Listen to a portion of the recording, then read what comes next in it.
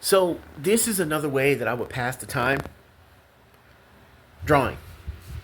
I spent a lot of time um, when I was in dialysis units, switching between playing the Nintendo Switch and drawing. I did a lot of drawing. I've just filled up art book after art book after art book. Anything, any piece of paper I could get my hands on, I would draw on, and that would help me pass the time. But on top of that, like I love drawing. Like I love the art of like creating things. Now with these shapes here, this is just like my free flow. Like it's just be free flowing, just whatever shape, whatever pops in my mind, I put on the page. Like that's the whole like rationale for me making these shapes. And sometimes it's just me wanting to make something really cool. I can draw other things, but I can't draw everything.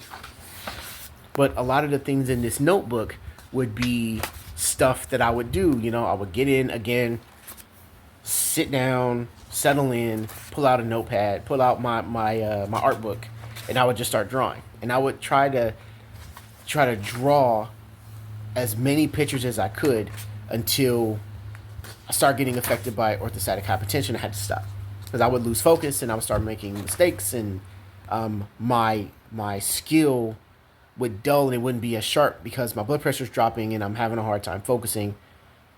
Hand gets shaky. I can't really like the lines and the shapes aren't coming to me because my blood pressure was dropping so low.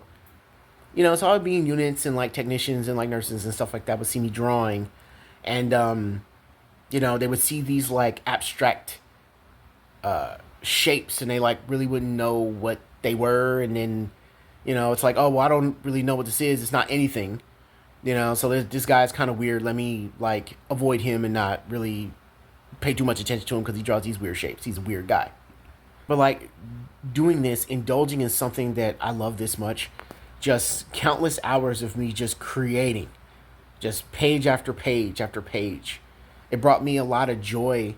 It helped me pass the time, and it helped me process some stuff because not all of these flow from a place of creativity. Some of these drawings would flow from a place of like anger and frustration and like rage, and I would just put it on the page. Jagged, sharp lines, spines, like blade like shapes, things that look very violent and like not soft at all.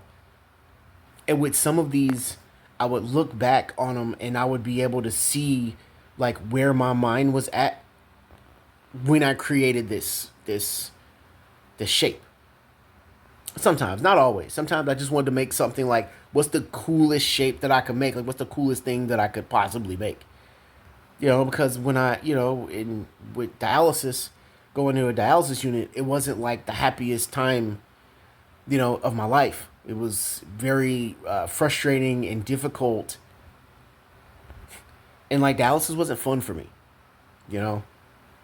But eventually, I would transition over into home hemodialysis, and because I was at home and I was more comfortable and I was surrounded by like literally everything that I love and just different forms of entertainment, I didn't draw as much. Because most of the time I was like laying flat on the bed, watching TV or playing the Switch, laying down, resting as I'm on the dialysis, as I'm doing the treatment, as I'm on the dialyzer.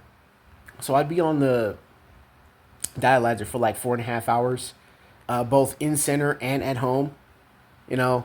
And when I was in center, in that time, like I would get out like maybe to 4.5 pictures per treatment before I started feeling it, with the blood pressure. So this would be another way that I would sort of pass the time. Or let me not say pass the time. Let me rephrase that because like, gaming and like creating art aren't just like bored activities. Like these are things that I very much take a lot of pleasure in, things that I very much love to do. Rather, I say these are things that I love that I took with me while I was on dialysis, or while I was while I was on dialysis, and while I was at the in center and doing dialysis.